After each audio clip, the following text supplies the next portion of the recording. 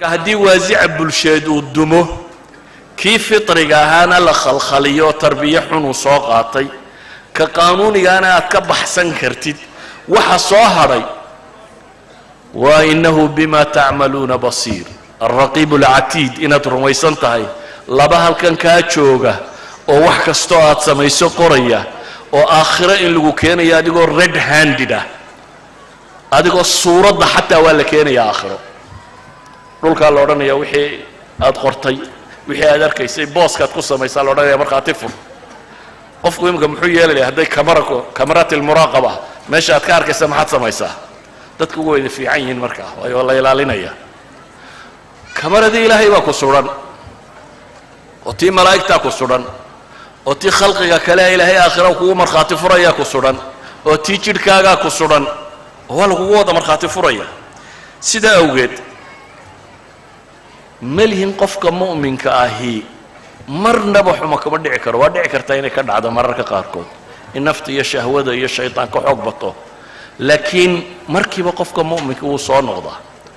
وزيع الدين يواك كياني مركاسين النبي عليه الصلاة والسلام يا صحابته ينوغا والرميان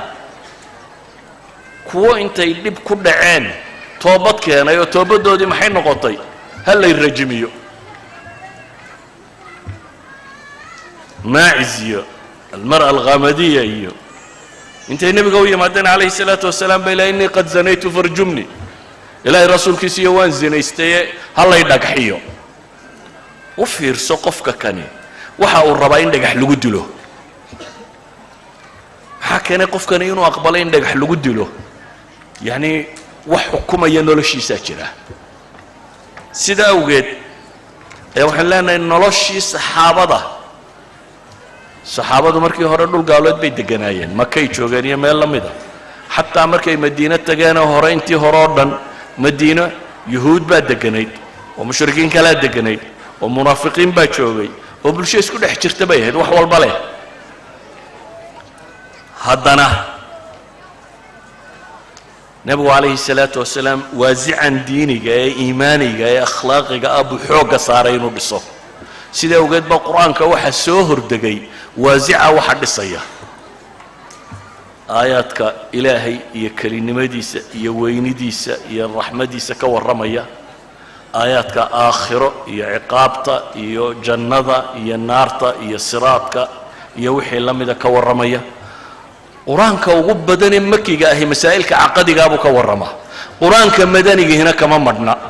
ما من آية إلا يصف من صفاته قرانك هذا بريتشكي سساوركتو ما من صفحة إلا يا آخرة وحكو صابسان أمر ربي وحكو صابسان بكو يالا يعني إيمانك على رسي ولذلك ما أنت الدنيا دي وحي أطاق لا أضحي إني سميسو نبي محمد كلمة بكو سمي إلهي وكو سودتشي وفرسو ضدك برد وحي مودا يعني هذا ليه وجهلي يا هدي تكنولوجي يا أقونت يا وحني بطان وأقونت وتدتك بالدنيا دي قميسي كويا أقونت لها وحجوجيه markay waayeen ayay ciiday doonaan dileen oo ciiday doonaan boobeen oo ciiday doonaan gumaysteen oo ciiday doonaan jizye ka qaadeen oo si kasta u gumaysteen dunida ma cidaan aqoon lahayn baa gumaysata idan waa scholar bay ku oranayaan scholar ku ka baabiyay dunida nimankan nakleerka dunida ku garaacay ma aan scholar ahayn mabaadiye ka yimaadeen they are the scholars وكوي جامعات كي خبراء هاي الدنيا قعنت ما أنت إنتو ده بدن وجرته مركب بشر كودي سلاجو أي المفسدون في الأرض كودولك فسهادية وايو وازعي تشوشين لهابا مقن سلطة كسر رئيسي أوجينو أي كبابانيا ما جرته بلشدو دوا ماتيرياليستو وحن بيكون رأسي سنت هاي وازع ديني أنا ما جرو وازع ديني أنا ما جرو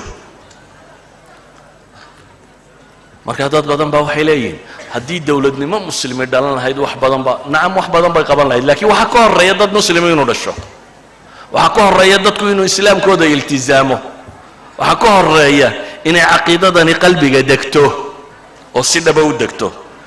sida ogeed waxa kugu filan in badan baynu ka warranay ama meelo badan baan ku tilmaamnay in xaadithadii taariikhiga la tilmaamay gaalka Mareykan uu sameeyay gaalka maraykan baa wuxuu qaatay go'aana ah khamrigu inuu xun yahay khamrigu inuu xun yahay cilmiyan waa loo baadhay wuu xun yahay culturally iyo dhaqanka iyo socially iyo bulshada wuxuu ku sameeyo waxaan oo dhan wuu xun yahay dabeetana ummaddaa la weydiiyey war wuxuu ma xun yahay haa bay yidhaahdeen waxaa la ysku raacay dadkoo dhammi dowladda baarlamaanadeeda madaxweynaha iyo istiftaa shacbiya bulshada istiftaa laga qaaday waxaa la ysku raacay in khamrada la joojiyo waddanka maraykan dastuurkiisu ku daray waa amendment yani dastuurkooda waxay qorteen markii ay xorriyadda qaadanayeen amendments waxa la yidhahdo ay ka dabageeyaan baa jira amendmentka 17aad mise 18aad weeyaan amendmentkani wuxuu sheegayaa in waddanka maraykan ay isku raaceen iyo dadkiisa iyo dowladdiisa iyo wax oo dhammi khamrigu inuu mamnuuc yahay maraykanka marka waa federal stateskoo dhammi way ku qasban yihiin weliba waxaa la yidhi dadkana jaanis sannadaha la siiyo 1919kii baa go'aanka la qaatay waxaa la yidhi 1920 buu hirgeli doonaa qaanuunkaas sanadkaasna wacyigelin iyo ninkii warshad khamriya haystay inuu wax kale ku bedelan karo ninkii ka baac mushtarin kara inuu shaqo kala furan in dadka la siiyo bal jaanis ay ku guuri karaan hal sano dhowr iyo 10 sano kadibna isla dastuurka laftiisii baa amendment kale lagu qoray oo la leeyahay khamrigu wuu iska bannaan yahay statesku iyagu go'aamo hoosaata ka qaataan laakiin dowladda federaalkii waxay la hadhay hadduu intaa cabista dhiiggiisa uu ku jiraayo intaasoo miligram la eg yahay inaanu gaadhi wadi karinun taasunbaa dowladda sare ah ama wixii kale laga yeelayo statesku ha qaataan stateskuna si kolba loo fasaxay waa ogtiin maanta khamrigu wuxuu ka yahay khamriga ma cilma ka soo kordhay may 200 qof in ka badan baa lagu dilay bay yidhaahdaan malaayiin min albooks baa la qoray oo waxaa laga hadlayo silbaska waddankaa lagu daray si wacyigelin loo sameeyo min dugsi hoose ilaa jaamacad baa lagu dhigi jiray khamriga iyo xumihiisa jaraa'idka iyo tv waxay dowladda leedoo dhan baa lagu isticmaalay dowladdii dunida u xoog weynayd waxay tidhi waanu u taag weynay mar haddii loo taag waayay see la yeelaya ha la ogolaado waana halka uu maanta ku socdo draguna ma foga iminka waxaa bilaabmay in la yidhaahdo xashiishadda caafimaad ahaan waa loo cabbi karaa waddannada qaarkood waxaa bilaabmay waddannada qaarkood in la yidhaahdo meelo gaaraa lagu cabbi karaa waxaa bilaabmay waddannada qaarkood in la yidhaahdo light ta fudud baa la cabbi karaa waxaa bilaabmay waddannada qaarkood waa la beeran karaa oo liisan unbaad u qaadanaysaa waxaa bilaabmay waddannada qaarkood waa la iibin karaa laakiin bishart berrina waxaad arki doontaa uun sidii khamriguba yeelay iyadoo xashiishaduna la mid ah khamri xashiishad sigaar qaad qurun oo dhammi wuu soconayaa sababtuna waa maxay qaanuunkii baa xadayn kari waayey sultadii baa u taag weyday laakiin nebi moxamed calayhi salaatu wasalaam ilaah baa aayad qur'aana ku soo dejiyo ku yidhi yaa ayuha aladiina aamanuu inama alkhamru waalmaysiru waalanصaabu walazlamu rijsun min camali الshayطaani faاjtanibuuhu lacalakum tuflixuun faاjtanibuuhu baa la yidhi ka dheeraada dabeetana way ka dheeraadeen laakiin waa goorma 15 sannadood buu khamrigu xalaal ahaa muslimiinta dhexdooda la cabbayey 13 sano maka la joogay iyo 2 sano madiine la joogay 15 sannadood khamriga waa la cabbayey laakiin dadkan caqiidadooda iyo iimaankooda la dhisayay markay xad soo gaadheenna askar looma dalban station police looma dhisin maxkamada la soo taagan lama samaynin waxa la yidhi khamrigu maanta laga bilaabo waa xaaraan فنادى منادي مد دواقة مقالة كده دواقة يدي وردادو قرآن بس يود جاي خبرك هو ممنوع كوي عبي كوب كي جعنتك وهي بقبان وحي وال كتيرين ولا دادي بلا ولا شيء بلا دمية وأكون فوق هذا قار كم إذا دليش هذا خبرك أمرك إلهين أرمانو نجاسة هين ودوين كان لقو قبي بين هذا خبر ترب بدن وضد لقو قبي وضد نواتي ليدي مدى تلعنا عن الطريق مرة دي لقو قبي armaanu nijaaso sheegaynin xadkaasay gaadhay yani waxaan tira badnidiisa meesha lagu qubayay in ragga badhay sidaaba u daliishadaan anu masalada fiqh ahaan uma baxayo kama hadlayo laakiin waxaan tilmaamayaa waxa la daadiyey siduu u badnaa iyo magaalada in dariiqyadu khamro noqdeen maxaa joojiyey baan leenahay waxaa joojiyey waasica diiniga ah war qofkii inuu alle ka xishoodo diida ee ilaahay inuu arkayo ku qanci waaya ee cabsida ilaahay qalbigiisa degi weydo cidina ma maamuli karto cidina uma taakayso idan ilmihii baa iga xumaaday kan baa cayn ka yeelay waxaan baa cayn ka yeelay mashkiladdu waa tan haddaynu waasica diiniga ku guulaysanno wax waliba waynoo hagaagayaan haddaynu se ku guulaysan weyno waa adagtay nabiguna calayhi salaatu wasalaam xadiidka uu sanadkiisa imaam alciraaqiy ku tilmaamaya xasanka wuxuu yidhi idaa araada allahu bicabdin khayra jacala lahu waacidan min nafsihi ya'muruhu wayanhaah qof hadduu ilaahay khayr la doono naftiisaa waacid looga sameeyaa mid waaniya oo wax fara oo xumaha ka reeba nabiguna wuxuu yidhi man yurid illahu bihi khayran yufaqihu fi diin waxaan rajaynayaa wakhtigii inuu dhammaaday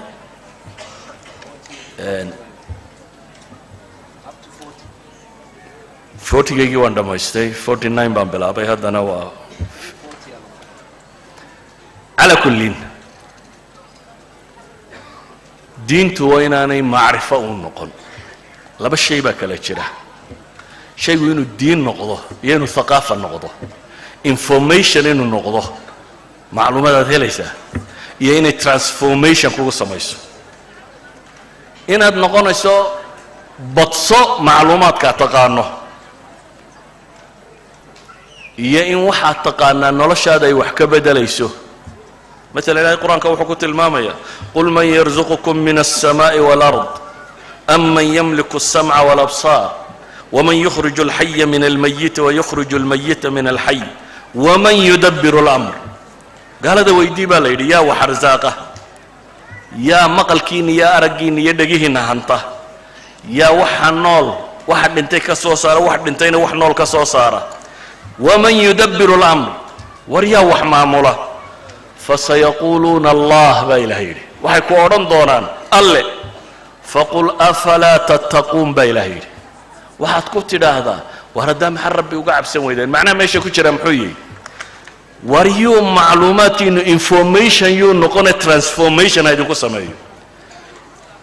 وان قرنا يا إنه إلهي الدنيا ما عملوا يسوقوا له عين كله أنا واحد دونان سمينا يا وحويا ومعرفان وحبطرين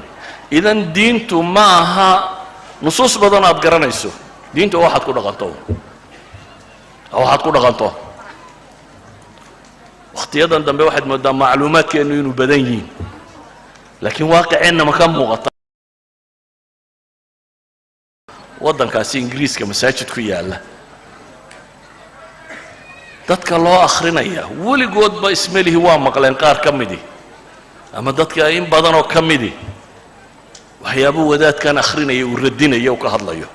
muctasile iyo jahmiye iyo dad baasoo aan meeshanba ingiriiskaba laga aqoonin badan oo ka mid ah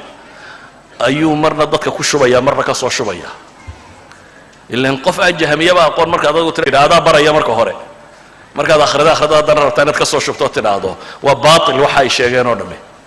nacam ninkii caqiida toosu baranaya ee takhasuskaa qaadanaya ama shubahaadkaasi meeshay ka jiraan ama waxaasi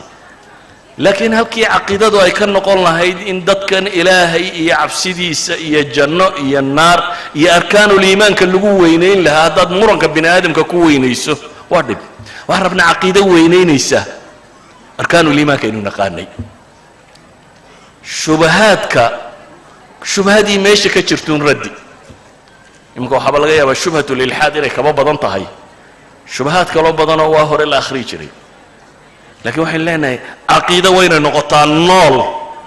oo qofkan transformation ku samaynaysa ilaahay baraysa inuu ishortaagi doono oo la xisaabin doono oo janniya naar uu midun geli doono taasaynu u baahannahay inaynu tarkiisino xoogga saarno waxaynu u baahannahay inaynu dadkan yaqiin dhisno odhanaysa waxani hadduu ilaahay ka yimi wax ka saxsani inaanay jirin walidalik lain qaala dalika laqad sadaq soo weedhi abi bakar ma ahayn abubakar bay damceen inay ku cayaaraan qoladii gaaleed markii alisraa walmicraaj ku dhacay dabeetana waxay idhahdeen saaxiibkaa wuxuu yidhi ma ogti maasuu yidhi muxuu yidhi wuxuu yidhi xalay baa lay guuraysiiyo intan bayt almaqdis tagaan haddana xalay soo noqday iyagu bayt almaqdis bil bay u socdaan micraaj baa lagama warramayo waa bayt almaqdis ma gaadhi kartaa iyo ma gaadhi kartid xalay buu yidhi baa lay guuraysiiyo halkaa tegey abubakar wuxuu ugu jawaabay erey ku dhah lain qaala dalik laqad sadaq sidaa hadduu yidhi run buu sheegay buu leeyahy maxaan uga dan leeyahay hadday kalsoonideenna diineed iyo yaqiineed xoogaysato oo aakhiro rumayntaynu rumaysanna inaad berri tegi doonto wax kastoo aad samaysaan ay xoogaysato dan waasiceenna diinigii wuu dhismayaa ilaahay hayna fahamsiiyo asalaamu calaykum waraxmat ullah